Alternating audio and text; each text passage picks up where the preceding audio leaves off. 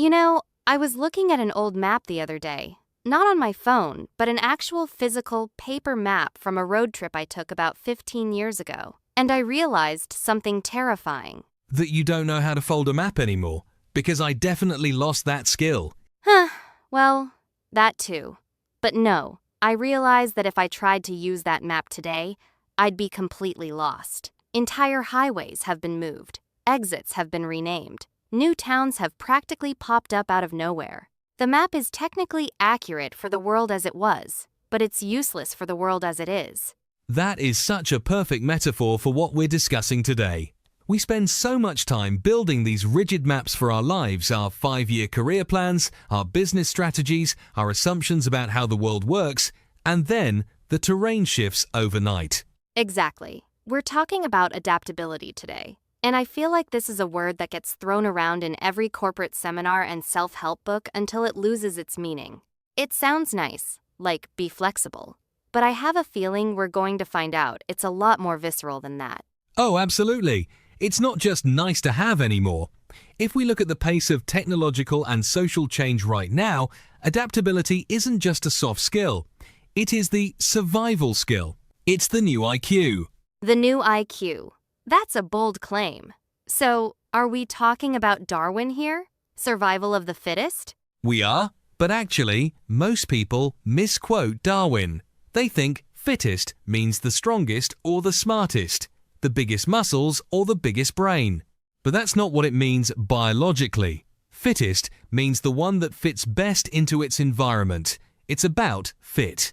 If the environment changes and you're the strongest dinosaur, but you can't regulate your body temperature, you die. The small, adaptable mammal survives. So, in a modern context, the strongest might be the company with the most cash, or the executive with the most experience. But if the market shifts, that strength becomes a liability? Precisely. Look at the classic business school tragedies. Blockbuster, Kodak, Nokia. These weren't weak companies. They were titans.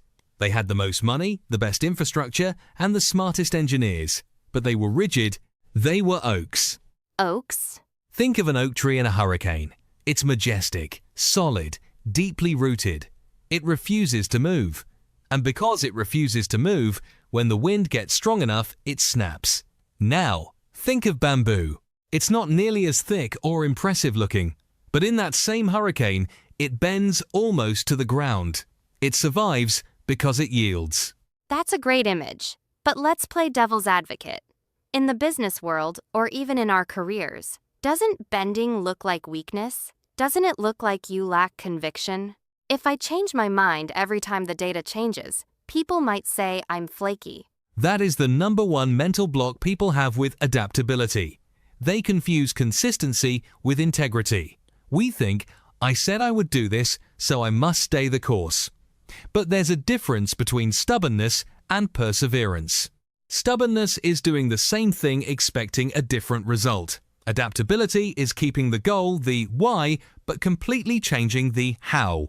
So, the destination remains the same, but you're willing to take a different vehicle to get there. Exactly.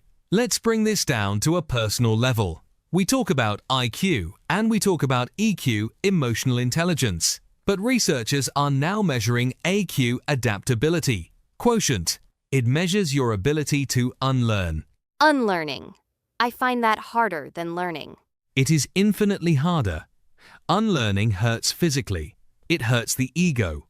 To unlearn something, you first have to admit that your current knowledge is obsolete or wrong, and our brains hate that. Our brains crave certainty. When you force yourself to adapt, you are stepping into chaos. It's the sunk cost fallacy, isn't it?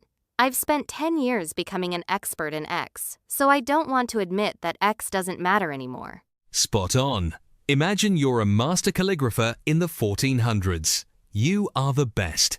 Then, the printing press is invented.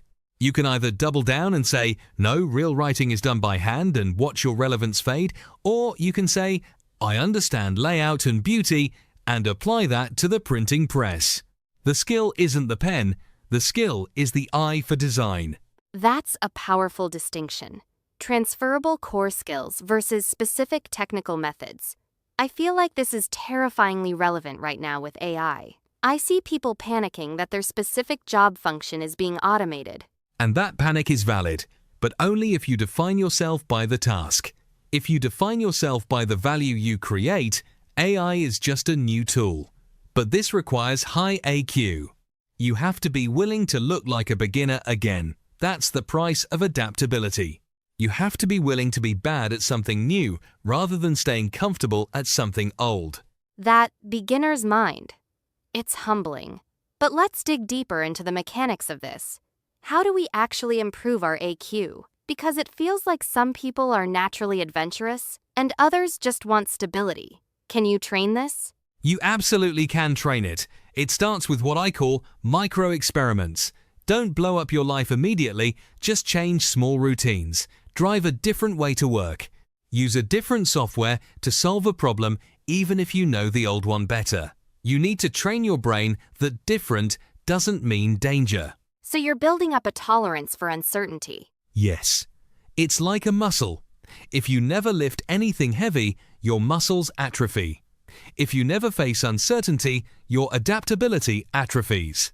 Then when the big crisis hits, a layoff, a breakup, a market crash, you shatter because you have no elasticity. It reminds me of the concept of anti-fragility by Nassim Taleb. The idea that some things actually get stronger when you stress them. Exactly. A glass vase is fragile. If you drop it, it breaks. A steel bar is robust. It resists breaking. But the immune system is anti-fragile. If you expose it to germs, it gets stronger. We need to build anti-fragile careers. We need to be in a position where volatility actually helps us. That sounds great in theory, but it's exhausting, isn't it? Being constantly on alert, constantly ready to pivot. Is there a danger of adaptability fatigue? That is a very real risk. If you are constantly shape-shifting, you can lose your sense of self. You can become a mirror that just reflects whatever is in front of it. That's why I mentioned earlier that you need a North Star. You need core values that don't change. Okay, so the what and the how can change, but the why and the who need to stay solid. Right. If you know who you are, for example, I am a person who solves complex problems for people, then it doesn't matter if you're using a slide rule, a calculator, or a supercomputer. Your identity is safe. If your identity is I am a spreadsheet expert, you are in trouble. I love that. It anchors you. It stops you from just drifting in the wind. I want to go back to the organizational side for a second. We see these startups that pivot incredibly fast. Slack started as a video game company, right? They did. Glitch. The game failed, but the internal chat tool they built to talk to each other while making the game was brilliant. So they pivoted. Imagine if they had been rigid. Imagine if they said, "No, we are a game company, we don't do chat software." They would be dead. Instead, they are a multi-billion-dollar giant. But how do you cultivate that culture in a big team? Because usually, when you tell a team, "Hey, we're changing direction," half of them quit or check out. You have to reward failure. And I don't mean just saying it's okay to fail, I mean actually celebrating the learning that comes from it. If you punish people for trying something new that doesn't work, everyone will just default to the safe old way. You have to create psychological safety. People only adapt when they feel safe enough to let go of the railing. That's the paradox, isn't it? To make people flexible, you have to give them a solid foundation of safety. Precisely. You can't jump to a new trapeze if you don't trust the net. Let's look forward a bit. We are looking at a future where the rate of change is exponential. 10 years ago, we didn't have half the things we rely on today. What does the adaptable human look like in 2035? The adaptable human of the future is a generalist. For a long time, the world rewarded hyper-specialization. Be the best at this one tiny screw. But in a world where AI can master the tiny screw in seconds, the human advantage is connecting the dots. It's about synthesis. So, being a jack of all trades is actually a compliment now. It is the ultimate compliment. It means you can speak the language of engineering and marketing and psychology. You can move between worlds. The future belongs to the translators, the connectors, And to do that, you have to be curious. Curiosity is the fuel of adaptability. You can't adapt if you aren't interested in what's happening next. And curiosity effectively kills fear. It's hard to be terrified of something when you're genuinely curious about how it works. Exactly. Fear asks, what will I lose? Curiosity asks, what might I find? It's a simple shift, but it changes your entire biochemistry. I'm thinking about the listeners right now who might be feeling stuck.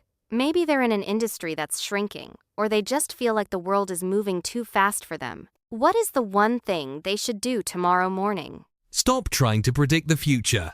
You can't. Instead, focus on preparing for any future. Ask yourself, if my current job disappeared tomorrow, what skills do I have that would still be valuable? Make that list. It will probably be shorter than you think, but it will be real. And then, go learn something completely useless to your current job. Something useless? Yes. Learn to paint. Learn a language. Learn how to code even if you're a baker. It forces your brain to make new connections. It reminds you that you are a learner. That identity, I am a learner, is the only armor you need. It's about falling in love with the process of becoming, rather than the state of being. Beautifully put. We are never finished products. The moment you think you're a finished product, you're a product that's ready for the shelf. And products on the shelf gather dust. That is a haunting thought to end on, but also incredibly liberating. It means we don't have to have it all figured out. We just have to be ready to figure it out when the time comes. We are built to adapt. It's in our DNA. We survived ice ages, migrations, plagues. We are the descendants of the adaptable. We just need to remember that.